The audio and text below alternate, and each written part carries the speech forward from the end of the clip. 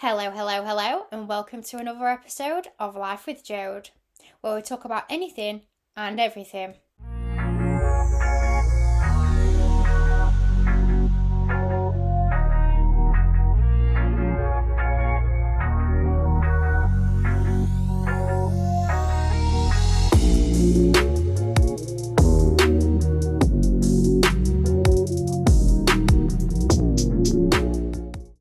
On today's podcast, we're going to be talking about weight loss surgery, specifically my weight loss surgery. What happened before, what happened during, and what happened after.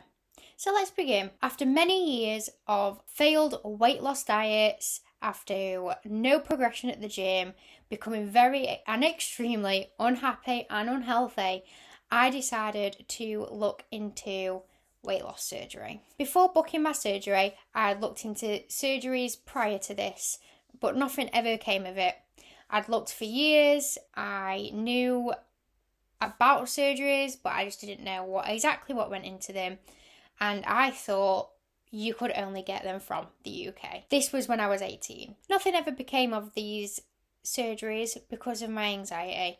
I thought something bad's going to happen, it's not going to work out, I'm going to lose loads of money. I was then introduced to a fellow bariatric friend. I messaged her, not thinking anything of it, just asking her questions about where, when, how she's getting on now. She told me who she went with and gave her experiences and invited me to the groups that I needed to be able to understand more and get more information for myself. I found a coordinator on the group and spoke to them about what I wanted, when I wanted it, who would be my surgeon, where would I go, which hospital would I be going to. We also discussed what would be best for my body, my weight, and also if I had any underlying health conditions and stuff like that. I researched all the information that was given to me.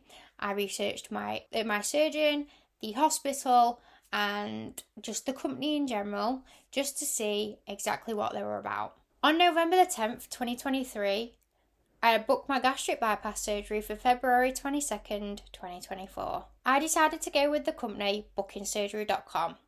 I was sent to Optimed Hospital, just outside of Istanbul in Turkey. My surgeon I had booked with was Dr. Ali Kurtardu. My coordinator, Robert Campbell, was amazing. He walked me through every step of the process, from how to book, what I need to be looking for if I want to do some research into the surgeon and the hospital.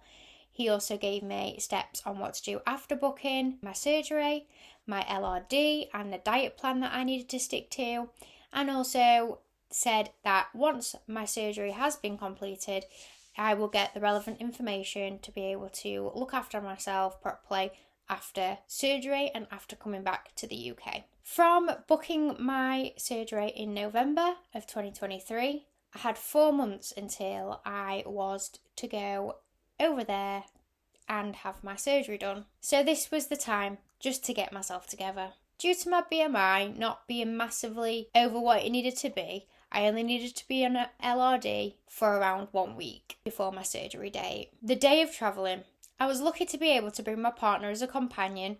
We left for Manchester Airport on the day before my surgery. So my surgery was on the 22nd, we flew on the 21st. The flight left around 12 p.m, lunchtime, and with a time difference of landing, we landed at 6:30 p.m. Istanbul time. I only had hand luggage. I didn't decide to pack a suitcase. So once we got off the aeroplane, it was all smooth sailing.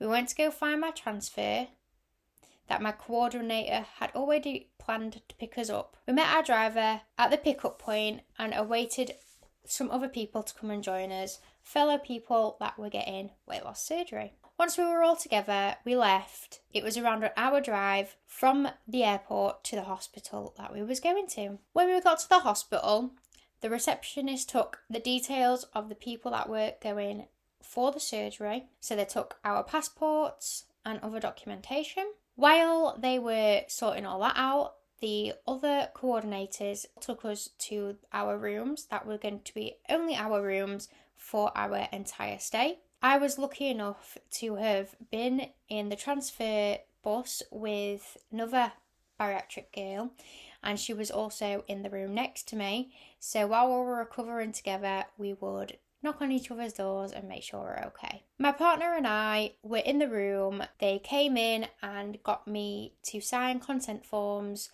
as I believe any other surgery hospital would do so. They also got me on the bed to do an ECG, took some blood and put a cannula in ready for when they needed it. They also advised me to take my jewellery out, so I swapped them for plastic acrylic ones so that my piercings didn't heal up. Once all the documents had been filled out that needed to be filled, they then took me downstairs to get an abdominal ultrasound, a chest x-ray and some other pre-op tests to be done. Once everything had been done, it was around 11 at night, so they informed me I only had around half an hour, 20 minutes just to grab something to eat and drink if that's what I wanted, as soon as it turned midnight, I was nil by mouth. Once I was nil by mouth, they put me on a drip to help me stay hydrated. They also gave me something rectally to help clear my bowels out. The next morning, they came round to take more bloods, give me another drip, and said that I'll be second to go into surgery. Following this conversation, my surgeon, Dr. Ali Tardu, came into my room with an interpreter and the fellow coordinator and walked me through what was going to happen. He felt my stomach and also made sure that the surgery that I had booked for is definitely the one that I wanted to go ahead with.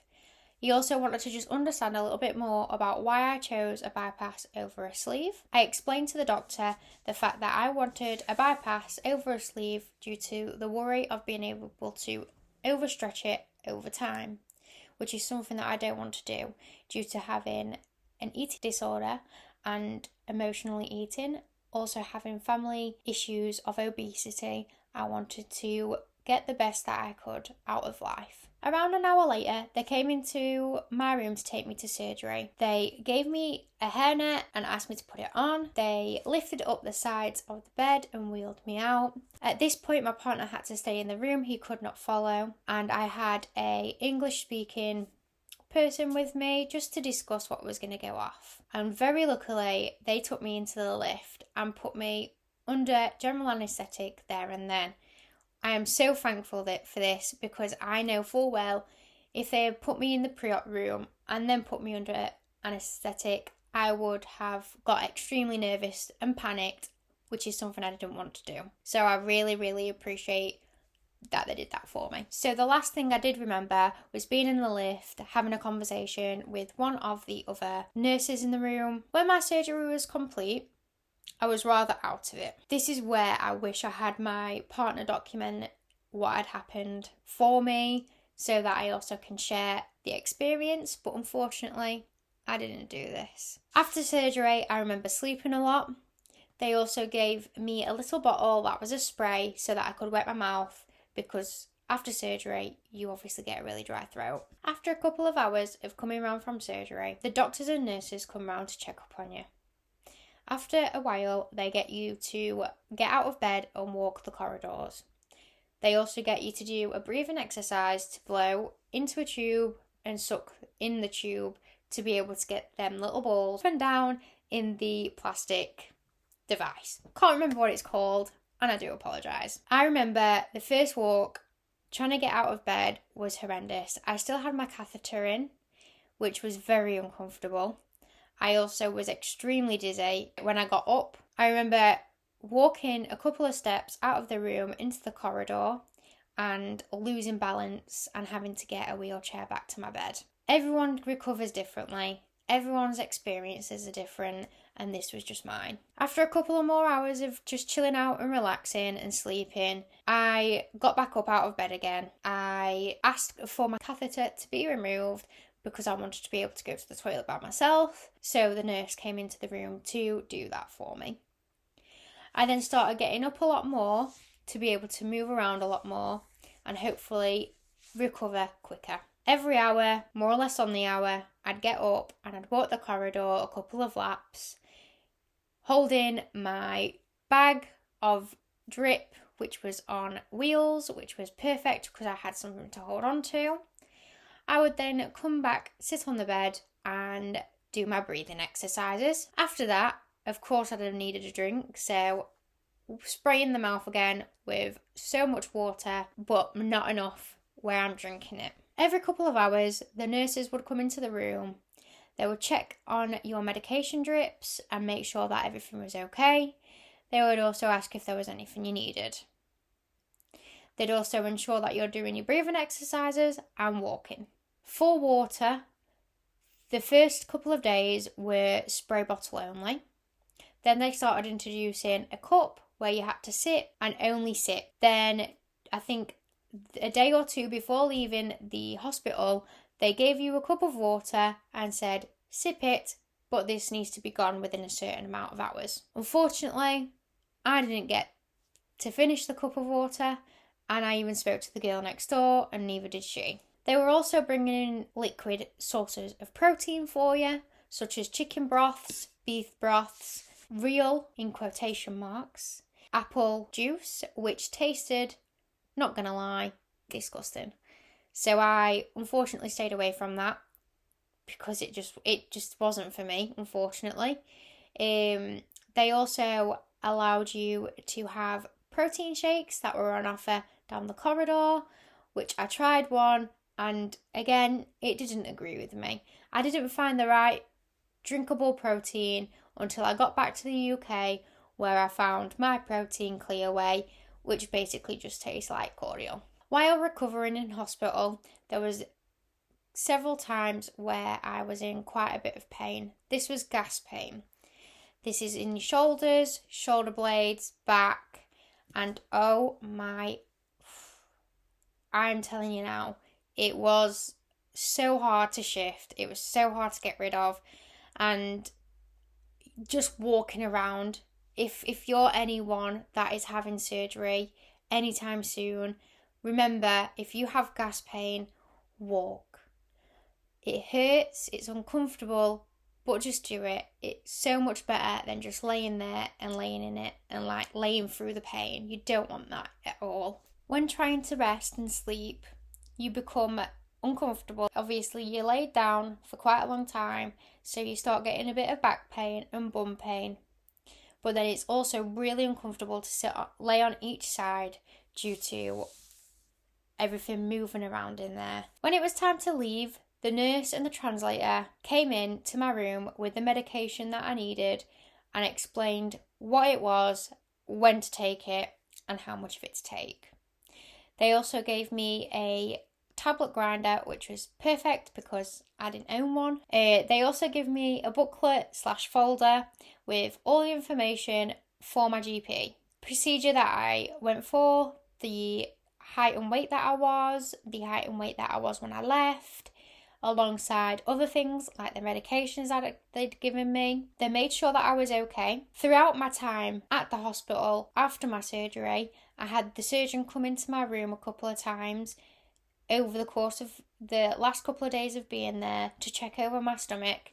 This entailed him lifting up my shirt and just rolling over where my scars were, just to make sure that everything felt where it needed to be, basically. Just before leaving, the doctor came in one more time just to check over everything again to ensure that I was okay and fit to fly home. Luckily, I had a companion, which was my partner, who helped me pack everything away that I needed to take back home. When we got to the airport, we were sat in the room waiting for the transfers to come and pick us up, which was a lovely man that come to our room to collect us, along with some other people that had had surgeries, either this be plastics or weight loss. When we got to the airport, the drivers helped us get to where we needed to go. And for me, as soon as we got to the airport, the assistance was where I needed to go.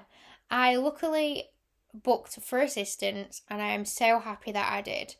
Istanbul airport is huge, and there was no way that I'd have been able to walk how far I needed to walk. Once we got through the metal detectors that you have to enter through when you get to the airport, we went straight to the assistance desk. We then sat and waited for an assistance and a wheelchair to come pick us up. While I was getting assisted navigating around Istanbul airport, it was extremely funny because the wheelchair that I got given was an electric one, where the assistance woman was stood on it behind me and she just pressed a button and it went.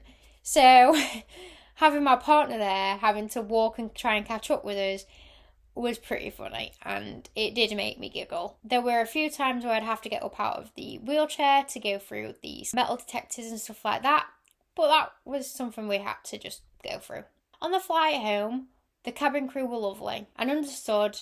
After I told them that I couldn't eat or drink anything, they understood the reason as to why, and they stopped asking if I needed anything. I did flag them down for a cup of water and a cup of apple juice, just so that I could get my sugar levels back up. After a while of being on the plane, it was slightly uncomfortable.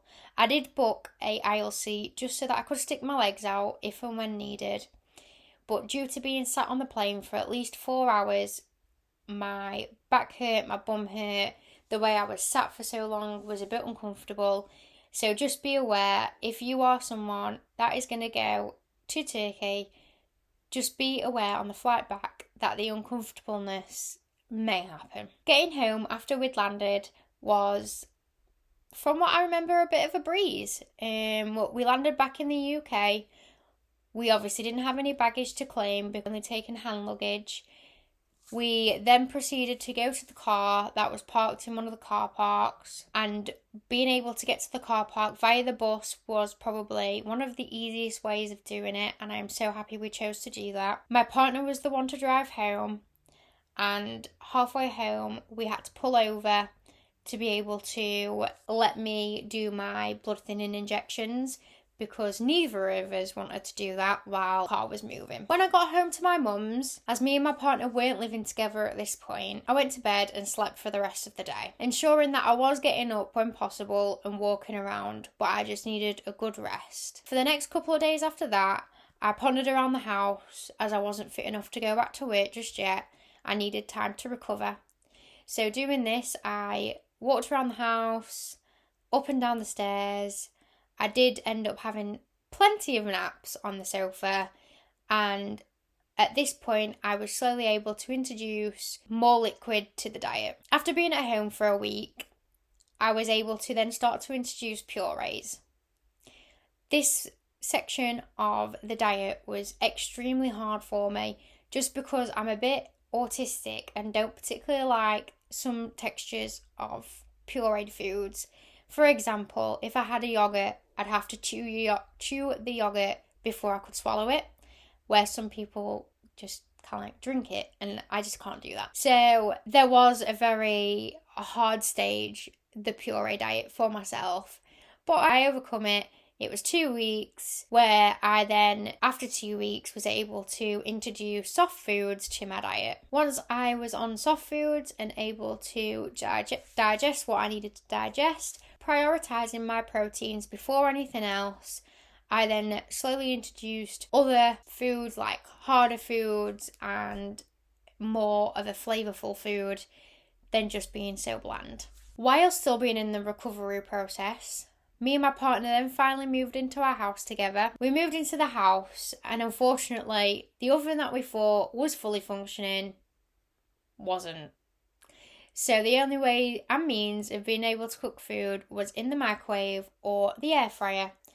So sometimes that did limit a little bit on what I could eat. But we persevered and we got through it. For a lot of weeks, and if even months, listening to my body on food and what it could handle and what it could digest was a day-to-day basis. There was a lot of times where I thought I'd be able to eat something and end up having to run to the toilet to be sick. This was just due to being too eager, being too fast. You have to wait for your food to digest, and if you don't wait long enough, you get full and you don't realise you're full until you have that one bite over, and then you think, oh no, shouldn't have done that. And the only way sometimes to be able to feel better is unfortunately having to be sick. It was also an extremely big learning curve. This was because certain foods that I absolutely adored before surgery, I could no longer have because my belly didn't want it. My taste buds had changed.